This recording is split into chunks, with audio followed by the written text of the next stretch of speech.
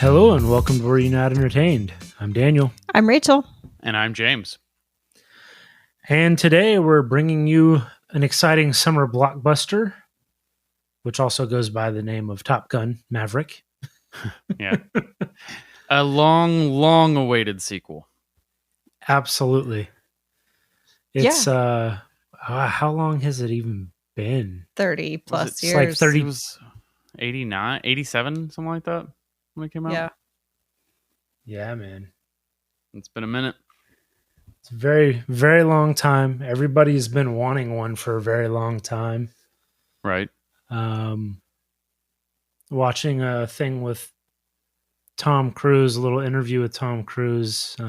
He basically said he wasn't, because it was so successful and kind of so like hit home so hard at the very first movie. It's an icon. He was reluctant to do a second one. He didn't want to, because how do you follow that up? Absolutely. That's the best ones are the ones that you know not to touch, until you're ready to do it right, like Blade Runner. Right.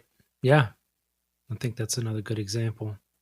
Yeah, and like Blade Runner and some of the others that we've seen recently, this is another one of those sequels that comes 25, 30 years after. Yeah, super late after it. And it's been incredibly anticipated, and it benefits so much from current technology. Oh, yeah. This movie to me was just exceptional visually and from a filmmaking standpoint, because this is stuff that they couldn't have even dreamed of doing in the first one. The filming in the air is incredible. Just breathtaking. I mean, I am a grown man, and I had to consciously think about not tilting and leaning my head in the theater and looking like an idiot. Yeah. It was a lot like that. And could you imagine in the 80s the idea of having a camera so small that you could sit it directly in front of you and that you yourself could operate it while flying like that? Right. Oh, man. Yeah. Jeez. A cinema quality camera at that.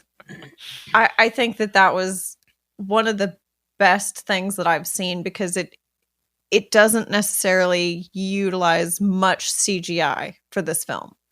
So as far as being technologically advanced, it's technologically advanced in the way I want to see movies step forward. I don't want to see computer animation. I want to see stuff like this. Yeah, not everything has to be computer animated in order to be cool. Yeah, I want to see some cool tricks, some cool, we have the ability to do this now, and we don't have to produce it on a computer. We can physically make this happen, and I would love to see more of that. Yeah. Well, what I think is pretty amazing about this, especially related to that, is that the estimated budget for this was $170 million, which is... Sounds right. Well, but it's also kind of a drop in the bucket compared to some of these other like big budget movies. Yeah, it's not it's not even $250 million. Right. Nowhere near. Right. Not at 170. And they're able to produce something that is... I had a blast watching this.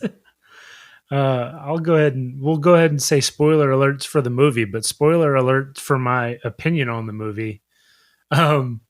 This was one of the most exciting movies that I've watched in quite a while. I was blown away. The action was awesome. It felt like you were kind of like you were saying with leaning with it and all that. It felt like you were kind of in the movie. Obviously you're not, but... And I will also qualify that we watched it in 3D. Okay, interesting. So, I didn't see it that way. It was magical, and it felt even more like you were involved in it. But I have been actively looking for showtimes to go see this movie again. That's how much I enjoyed it. And the theater is freaking packed. They're still full. All day, even, 3 or 4 days from now, every showing is packed. Man, I think this thing's going to come break on $1 up billion. here. We got seats. We got some seats up here. I don't know. Yeah. I'm pretty hooked on my own theater. I liked it a lot. But I just I know that tone of voice. well, no, this is a movie for some. I have a lot of nostalgia for the original movie, and it's not because it was necessarily one of my favorite movies growing up, but I didn't get to watch a lot of movies growing up. I had a handful that I watched a lot of times, and then I really started watching movies in my teen years, and that's when I worked at Blockbuster and was able to just binge and make up for lost time. Yeah. But Top Gun original holds like memories for me. I remember the times that I had watched it because they were at somebody's house, or when I was roommates with you, Daniel, we watched Top Gun together. Yeah. And so like it's more associated with memories for me than it is with being a movie that I necessarily wanted to watch all the time. And I liked it a lot. I love the airplane stuff, but as a kid, I was much more like, I wish they'd stop kissing and just go fly airplanes more. But as an adult, I appreciate the kissing a lot more. But this is a very nostalgia-driven movie. It knows what it is, and I appreciate. And like Blade Runner, I don't expect this to be for absolutely everyone. If you're the kind of person who's like concerned that this is going to be a military recruitment film, yeah, it is, just like the first one. And I'm cool with that. This movie knows what it is. I mean, they even have the shirtless sports scene on the beach. I mean, it's really trying to hit all the bells and whistles. So while I enjoyed it a ton, I had a very good time. I mean, if you want me to put, I'm in no way downplaying it. I also was like being told that this was like a 10 out of 10. And I went in being like, okay, like that seems like a little bit of a exaggeration, but I'm going to go in and try to enjoy this for what it is. And I did. I'm not saying it's bad in any way. I just don't know if it's a perfect film, I think it's incredibly fun, and I will probably replay those flight scenes a lot. Yeah, because absolutely. it is incredible action. Incredible. I'm surprised we haven't seen something like this before. I'll say this especially that I was surprised with, that even though this whole thing is kind of a big military operation, right? Yeah. They don't really mention where they're going. Yeah, I was listening for it the whole time. I'm like, oh, what country are you not going to play this in? And I loved that. I really appreciated the ambiguity, because it doesn't have to be sort of the times in that manner. You don't have to say, we're flying to Russia or we're flying to Iran or something we'll just call like it that. Iran. I got a North Korea feel from it, but with the snow. Yeah. I think that it's great that they never identify it, because that's not the point of this movie. Right. It's not about a war or a specific thing like that. It's about a mission. Yeah, and it's about having great aerobatics and being able to accomplish this smoothly and not needing to make your audience hate the target. Right. Like sometimes movies tend to want to put a face on the target to sway public opinion or whatnot. And while this is, definitely pro-military, it doesn't do that side of it. No, because it like the first one, it realized that the antagonist is not the enemy country or state or whatever. It is the upper brass versus the people in the planes. The antagonist is yourself. A little bit of that as kind well. Of, yeah. Yeah. It's the ghost of your father. But the cliche is something this movie definitely is as well, in a good way, in all the ways I want it to be. I'm not saying that's a bad thing. No, But I didn't see Top Gun until sort of recently, within probably the last 5 years. It's been a few years. And so seeing the first one, it was amazing. It was so cool. And then going and seeing this movie, it had all the callbacks in the best way. This really felt like somebody making a movie that respected and understood the original. It wasn't a cash grab. It was mainly to show respect to the original, is how it felt to me. This was Tom Cruise's love letter to Maverick. Homage. It's an homage. Yeah. To Bill Shakespeare. Yeah. It just, to me, this felt very much like his love letter to the character. And I thought that was great, because that's all this movie needed to be. Agreed. Here's the problem that I have with it, and I don't really have a problem with it, but in seeing it, I can't have not seen the first one, right? There's no way for me to erase that out of my head. It's impossible for me to view this movie with a clean slate. Now you can't unsee something. Right, exactly. And so the movie plays heavily into that, and I think that that's fine. I don't have a problem with that. I could see how some people might think it's heavy-handed, but I haven't really heard that much. Like, nobody really seems to have a problem with that. And that's fine by me, because I didn't either.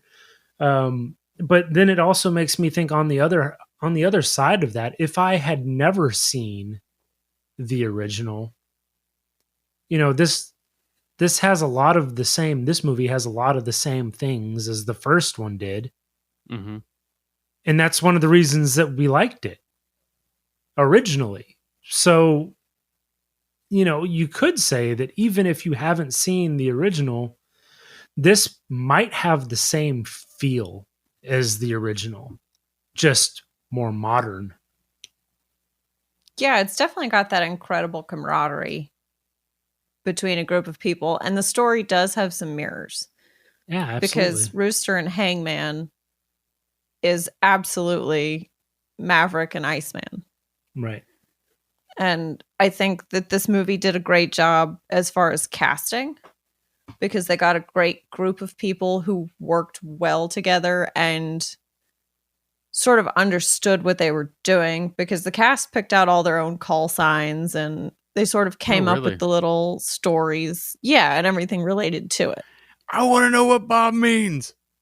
Yeah, I know. I haven't seen anything about that, but I think it was bugging me the whole movie, and I never got to find out. You'll never know. But I just think it really shows how much they threw themselves into these roles and learning the characters. Yeah. Because the call signs did fit, and they were funny, and they seemed really well thought out, especially Rooster. Yeah. That's one thing I do want to kind of call out as well. Like you're saying, the acting. Jennifer Connelly, I continue to have a huge crush on her, and she continues to impress in everything she does. I love her, and I think she's great in this. And Miles Teller. Yeah. He can be unlikable, and has been in certain movies. Divergent. Fantastic Four. There you go. And he kind of was in this, but in the way that you needed him to be for the character growth, and he does grow, and by the end of it you do like him. And I don't know, I really liked it. I think they all did a great job. John Hamm, the complete opposite. He's usually incredibly charming and likable, and he was definitely the right kind of pain in the butt for a commander in this role. Yeah. And Tom Cruise, I joke a lot about how I just want to see him run really fast and punch things, and he did run really fast. He didn't punch anything, but he Didn't ran punch really anything. fast. Yeah, he did do a lot. I was worried he wasn't going to do it. It took a while. Had to do the running to the woods. Yep. And then to the plane. In the And then to fall. the plane, yeah.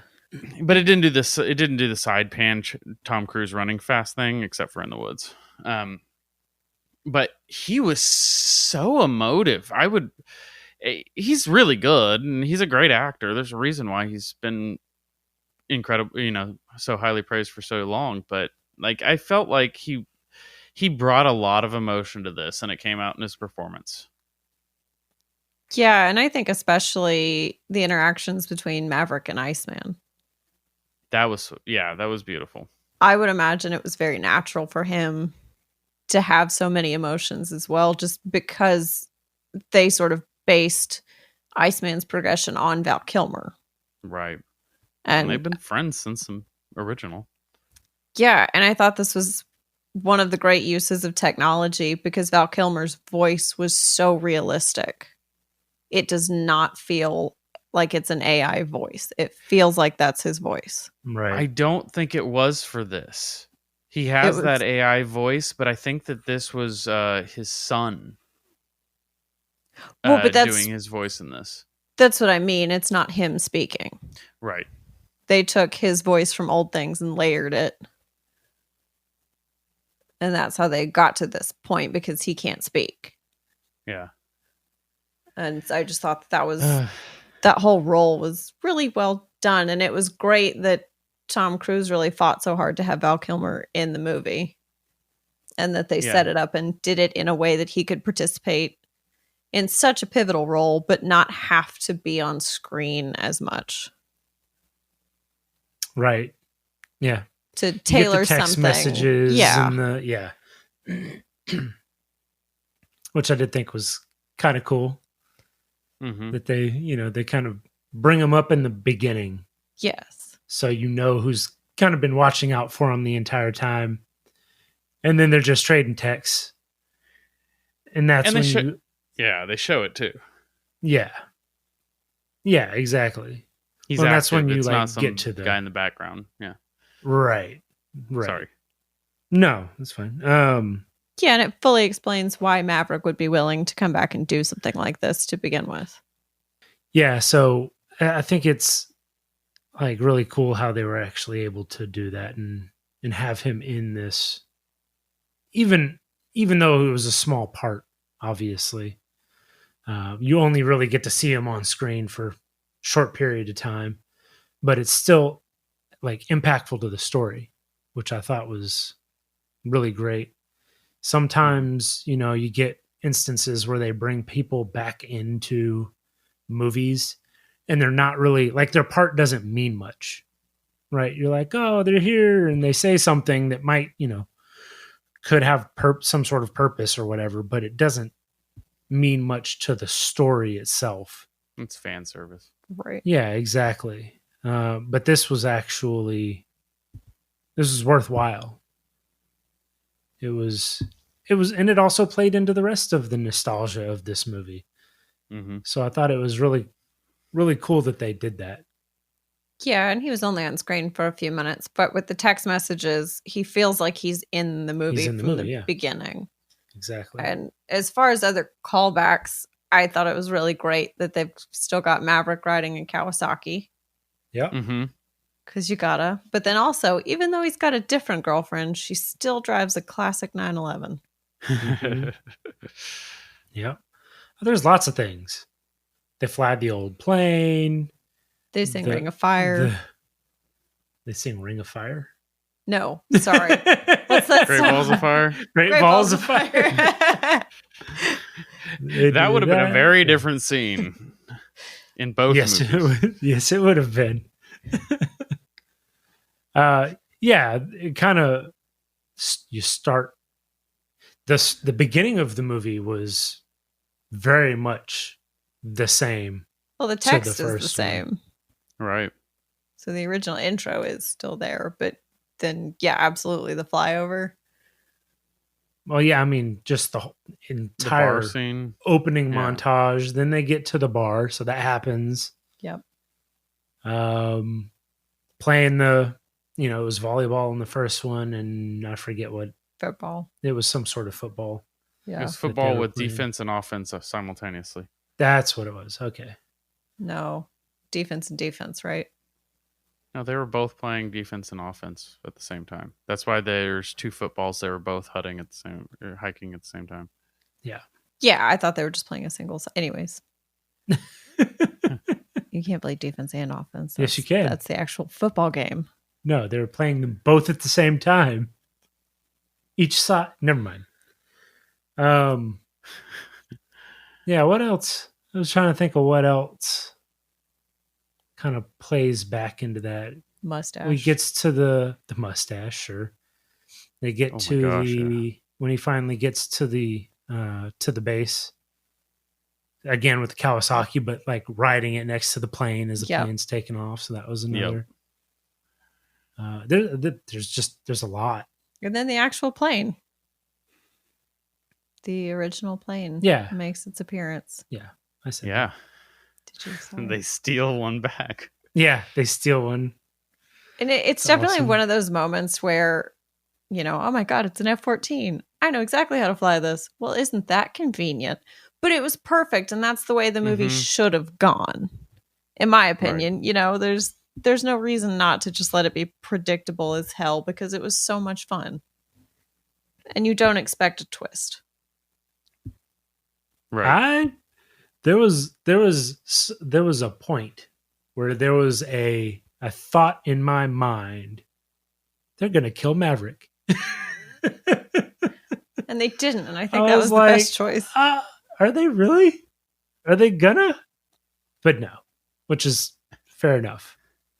And the fact that Maverick can get out there and fly that course faster than any of them on his very first try. Uh-huh. Oh, yeah.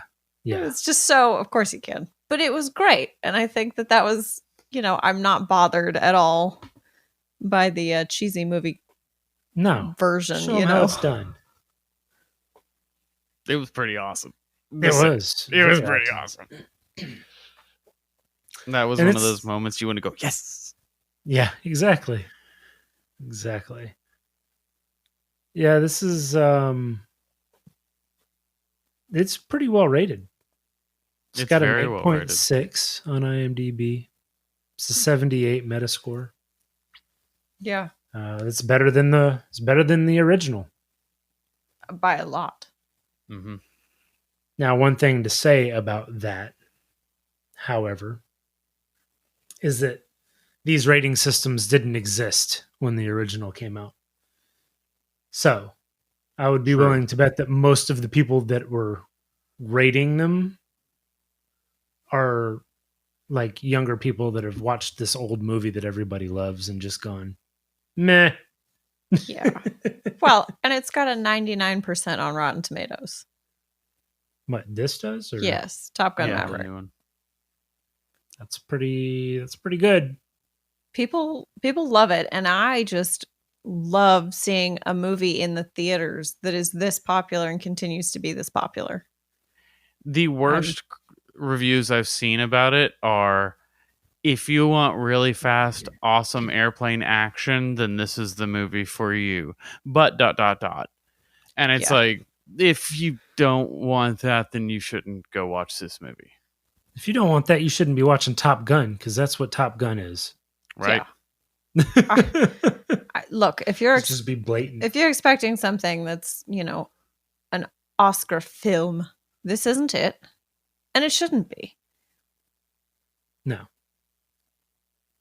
I think that this is this is perfect time for a summer blockbuster. Yeah, I could absolutely getting a nod because of the practical nature of it, but I don't know. Cinematography. Oh, it should get some Oscar nominations. I just mean, as far as being win any Best Picture. I don't think. Yeah, no, it's not going to get. It should definitely win some, because this has been great and it's been revolutionary. They've never shot a movie quite like this. So it at least deserves recognition for that. But I just mean, as far as Best Picture, this is not it. No. nor do I think Absolutely. it should be.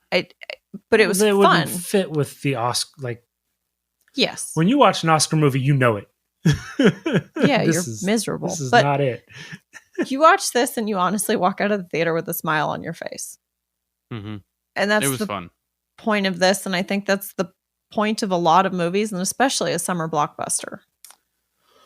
Well, yeah, and I think I don't know if it is, but it's got to be close to the highest grossing post-pandemic film. It's got to be if it's not. Yeah, I definitely would think so. It's been out what, 2 weeks? That sounds right. Yeah, so worldwide gross is almost 770 million already. That's pretty good.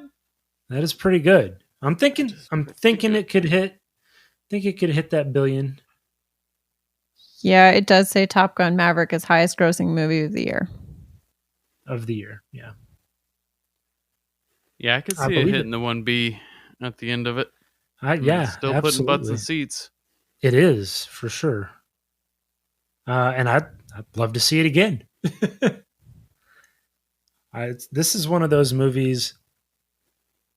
Like I said, it was just so like, okay, all the nostalgia and all that aside, and the callbacks and all that make it cool, that tie into the old one, but just the action with the planes is, like I said, it's one of the most exciting movies that I've seen in a long time. Yeah. And strictly because of that. The action's incredible. Incredible. Yeah. And I Absolutely. think this is a pretty fun fact. But Top Gun Maverick is the first Tom Cruise movie to ever surpass $100 million in a single weekend. And Wow. it is about to become his highest grossing film ever. Wow. Interesting. And that's saying something for a guy like Tom Cruise, and especially post-pandemic. Yeah. Yeah, You would well, I have think expected it to have already happened. I think this is one of those movies that's going to bring people back to the theaters. I honestly think that this is one of those movies that people that weren't really going to the movies before because they didn't have something that they really just wanted to watch, put people in the seats, and they watched a movie and had a great time doing it. And when another movie comes out that they want to watch, they're going to go, I had a really good time watching Top Gun Maverick. Let's go see that movie. I forgot how much fun the theater was. Yeah. Right. I think it's been a stellar year for movies in general. Because compared to the last couple, it's been good, yeah. Yeah, because we've had Doctor Strange and now Top Gun Maverick. We're going to get Thor later this year, and we've had Jurassic World. Mm-hmm. It's just been a really good year for movies, and I like to see that. I'm happy to see the boom once again in movies. Yeah. Well, yes, they've been sandbagging them. It's Yeah. the backlog. They've been waiting. Exactly. Yeah, I'm definitely excited for all the new films. Indeed. Well, you guys ready to get into favorite scenes? Yeah, Sure. let's do it. I bet we're all going to have the same one. Well, I'll jump out there and go first then. All right. A little piece of me wants to say the bar scene merely because of the way it ended. I thought that was really sweet with him watching him play, hearing them play Great Balls of Fire, and that just really great job of acting, kind of showing somebody who is taken back to a point in their life, a sad point in their life, or a heartfelt point in their life. And the subtle camera, I mean, it wasn't subtle, it was very blatant, but the way that it also took the time to show you that, what was Jennifer Connelly's character's name? Penny Benjamin. Yeah, to show that Penny saw that and recognized Also it. From the original. Was she? Well, she wasn't. She was mentioned in the original. It's the Admiral's daughter. Yes. Oh, gotcha. Yeah. Sorry. Go ahead. You're good. But yeah, I felt like that was a sweet scene. But no, the scene for me was the push-ups. Ah. Oh, That okay. That was a great one. The dog fighting in that was so good, and just the constant them trying to outclass the old man that they were just gonna smoke because he's past his prime, and Yeah. they What had can he do? no idea what they were walking into, and all the dirty tricks he had learned through the years, and you know, this isn't a scripted exercise you can run 30 times. There's going to be a new challenge every time. It depends on what you do. That's what the enemy does. Right. Exactly. And it was just so much. It was Top Gun in a nutshell for me because it had amazing fast planes doing stupid stuff they shouldn't be doing in those expensive planes.